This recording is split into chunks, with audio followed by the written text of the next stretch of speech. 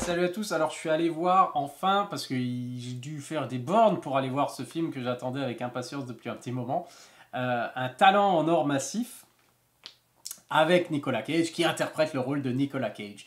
C'est un film qui est annoncé depuis quelques semaines, voire quelques mois, par ceux qui l'ont déjà vu à des festivals, des choses comme ça, comme la renaissance, le retour, le grand retour de Nicolas Cage, alors que, bon, comme il le dit dans le film, il est jamais vraiment parti. C'est que, voilà, il a fait plein de films, parce qu'il a besoin d'argent.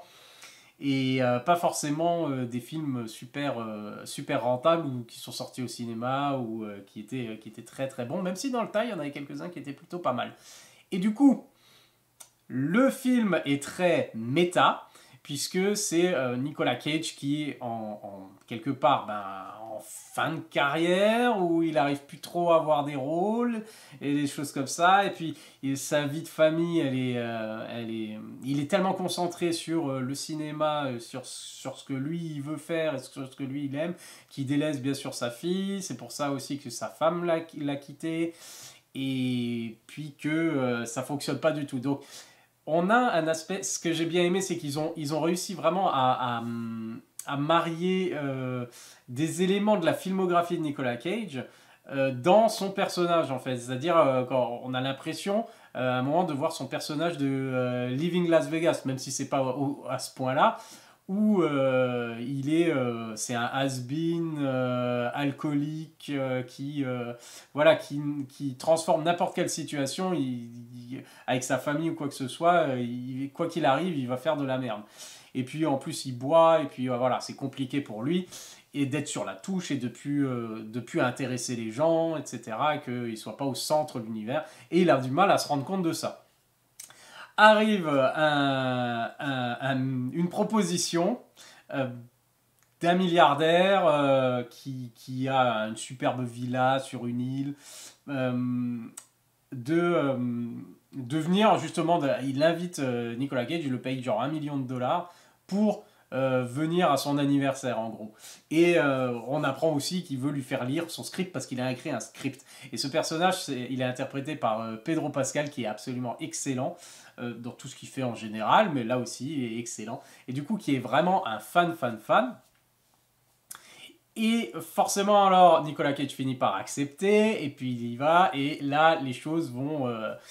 il n'a pas envie d'être là, et puis il est de mauvaise humeur, il est désagréable avec les gens, même avec les fans. Et du coup on a cet aspect de rencontre jamais ton héros parce que tu seras déçu, quoi. Et c'est exactement ça, quoi. Et finalement, il commence finalement à se lier d'amitié avec ce personnage. Alors, je sais plus comment il s'appelle, Pedro Pascal dedans, c'est Ravi. Et du coup, il commence à se lier d'amitié finalement avec ce Ravi. Et puis, alors, avec des scènes très sympathiques, ils prennent vraiment bien le temps de poser. Alors, c'est pas la grosse comédie où on va mettre ultra référencé sur toute la filmographie de Nicolas Cage juste pour faire plein de clins d'œil. Il y a énormément de références, mais c'est toujours bien fait. Ou alors c'est référencé pour montrer, genre à un moment, le gars il collectionne les objets de la filmographie de Nicolas Cage, des choses comme ça. Donc on retrouve des objets, des costumes, des choses comme ça en rapport avec ces films, mais ça n'a pas une grande incidence, et puis c'est tout à fait, on va dire, logique. Mais ce qu'ils utilisent justement de la filmographie, c'est ça que j'ai bien aimé. Alors je ne sais pas si c'est vraiment clin d'œil comme ça, comme ils avaient fait avec JCVD, ça fait beaucoup penser à ça. Par exemple, justement, le côté has-been, voilà, qui se laisse pourrir et qui boit, ça fait penser à Living Las Vegas. Après, il y a plein de choses en rapport avec Volteface aussi, plein de clins d'œil, on va dire thématiques à Volteface, donc c'est plutôt pas mal. Même au niveau de la réalisation, il y a des fois, il a droit à son plan à la Michael Bay comme il avait eu dans Rock. Il a droit à il y a des références un peu à tout, mais pas comme si c'était parodique et foutu dans la gueule. Des fois, c'est assez subtil, que ce soit des plans de caméra ou des choses comme ça. Donc, je trouve que c'était plutôt bien fait avec pas mal d'intelligence. Et du coup, il se retrouve sur cette île-là, et en fait, il découvre, en fait, c'est le FBI, ou la CIA, je crois que c'est la CIA qui le contacte, et qui lui dit comme quoi, voilà, bon, bah, le Ravi, c'est un chef de cartel, et que il a kidnappé une petite fille d'un diplomate ou d'un président, je crois, et, et qu'elle doit être sur l'île et que lui, il doit la retrouver, etc. Et du coup, c'est génial parce qu'on se retrouve, il y a plein de choses dans ce film-là, et c'est un mix, et c'est comme la filmographie de Nicolas Cage. C'est-à-dire qu'on est au début sur le drame, un peu comédie, sur Hollywood et l'envers du décor et à quel point c'est difficile. Après, on a le côté introspectif. On a le côté introspectif sur sa propre carrière. Après, on a un thriller. Et après, on a le film d'action. Et du coup, ça passe on va dire, d'un genre à l'autre. Et je trouve que ça se marie très bien. Et on va bien, là, on voit le crescendo vers la folie, quoi. Et c'est vraiment très bien fait. Et d'ailleurs, il communique des fois avec lui-même, mais une version jeune de lui. Et encore une fois, alors c'est super bien fait au niveau du rajeunissement. Ils ont mis le budget dedans, mais ça fonctionne et c'est pas mal. Même si c'est pas parfait, voilà, il y a toujours ce truc un petit peu bizarre, peut-être le visage un peu trop lisse. En tout cas, les scènes fonctionnent très bien, ils sont très drôles. Et donc ça aussi, justement, comme dit, c'est introspectif tout ça, et c'est très méta forcément. Et ça passe vraiment, on a le côté un peu drame, et on a le côté comédie. Et je trouve que les deux fonctionnent bien. L'action est très bien aussi, même si c'est pas un énorme budget, ça fonctionne. Et du coup, on passe, comme dit, moi, ce que j'ai vraiment bien aimé, c'est que dans une histoire cohérente, entre guillemets, on passe, et plus encore, on rajoute le côté méta tous les deux, du coup Nicolas Cage et Ravi, ils discutent d'un scénario qu'ils peuvent créer et ce qui se passerait, que vont faire les personnages, comment la tension elle monte crescendo et comment ça passe il faut que ce soit ancré avec un vrai développement des personnages, que ce soit humain d'abord et après il pourrait y avoir de l'action mais pas forcément et en fait c'est un commentaire sur le film lui-même. On a l'impression où ils se disent qu'est-ce qui pourrait se passer, et effectivement les choses dont ils parlent eux dans leur histoire imaginaire, ça va finir par arriver d'une manière ou d'une autre dans le film. Du coup il y a cet aspect assez méta qui est très bien fait, qui n'est pas exagéré, mais qui est vraiment pas mal, qui se marie bien avec l'humour, qui se marie bien avec l'introspection du personnage. Et au niveau de la réalisation, c'est super bien fait, puisqu'ils arrivent à gérer. Ces deux frères qui ont réalisé... Non, je ne sais plus qui a réalisé ce film. Non, je confonds. Alors, j'ai le réalisateur Tom Gormican, que je ne connais, qui a aussi écrit le scénario du coup, qui est sûrement un très grand fan de Nicolas Cage et que je connais pas du tout. Alors il a fait juste un autre film que j'ai pas vu du tout. Et donc ce film-là, je pense que ça faisait un moment qu'il voulait absolument réaliser ce film avec son héros. Et c'est un bel hommage à Nicolas Cage et à sa carrière finalement. Et donc ça fonctionne très bien, même si on n'est pas ultra fan de Nicolas Cage et qu'on n'a pas vu tous ses films. C'est impossible d'avoir vu tous ses films ou de vouloir voir tous ses films, surtout les derniers. Mais il y a quand même il a quand même une sacrée filmographie avec des sacrés bons films, ou en tout cas des sacrées belles interprétations. C'est un acteur absolument brillant. Même si on n'est pas à fond connaisseur de la filmographie de Nicolas Cage, à déceler tous les petits clins d'œil ou les hommages, les choses comme ça, on peut quand même apprécier vraiment ce film-là.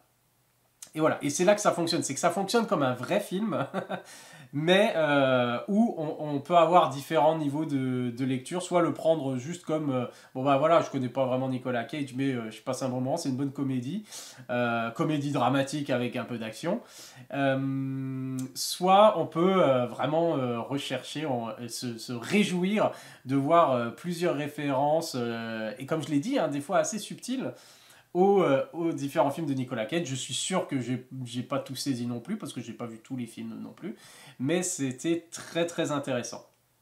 Donc il fonctionne vraiment à tous les niveaux, même si des petites longueurs, Et je dois dire que le film a été un peu peut-être trop survendu par les gens qui l'ont vu en avance, dans le genre ah, chef-d'œuvre, le film de l'année, c'est absolument génial, etc.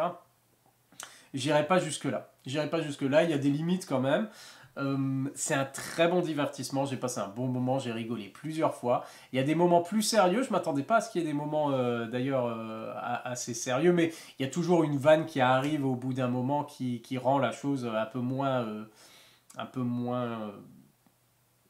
grave, on va dire, pas sérieuse, mais grave.